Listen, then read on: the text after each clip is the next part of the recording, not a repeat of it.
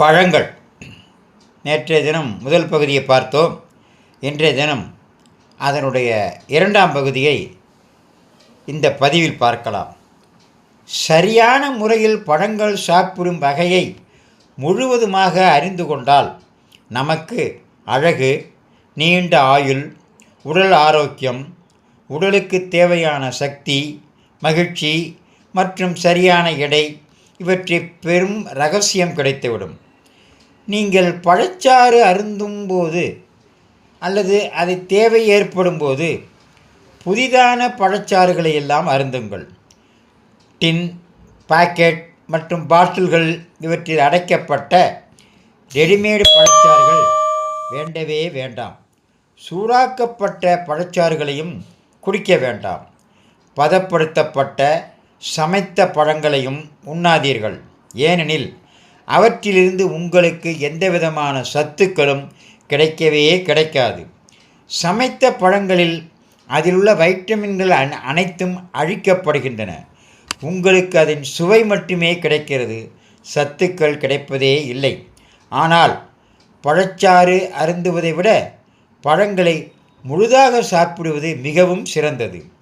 நீங்கள் பழச்சாறு குடிப்பதாயிருந்தால் மடமடவென்று குடிக்காமல் மெதுவாக ஒவ்வொரு வாயாக அருந்தவும். ஏனென்றால் நீங்கள் பழச்சாறு விழுங்குவதற்கு முன் அதனை வாயில் உள்ள உமிழ்நீரோடு நன்கு கலக்கச் செய்து பின் உள்ளே அனுப்பவும். உங்கள் உடல் உறுப்புகளை சுத்தம் செய்யவும், உடலிலிருந்து நச்சுக்களை வெளியேற்றவும் ஒரு 3 நாட்கள் பழங்கள் மட்டுமே எடுத்துக்கொண்டு விரதம் இருக்கலாம். இது மிகவும் நல்லது. அந்த 3 நாட்களும் பழங்களை மட்டும் சாப்பிட்டு மற்றும் புதிதாக எடுக்கப்பட்ட பழச்சாறுகளையும் நாள் முழுவதும் எடுத்துக்கொள்ளலாம். இந்த உணவு முறை, அதாவது இந்த டயட்டின் முடிவு நீங்களே ஆச்சரியப்படும்படி நீங்கள் மிகவும் அழகாய் வனப்புடன் தோற்றமளிப்பதாய் உங்கள் நண்பர்கள் கூறும்போது உணர்வீர்கள். சில பழங்கள் எப்படியெல்லாம் இருக்கின்றன என்பதை பார்க்கலாம். கிவிப்பழம் கேள்விப்பட்டிருப்பீர்கள்.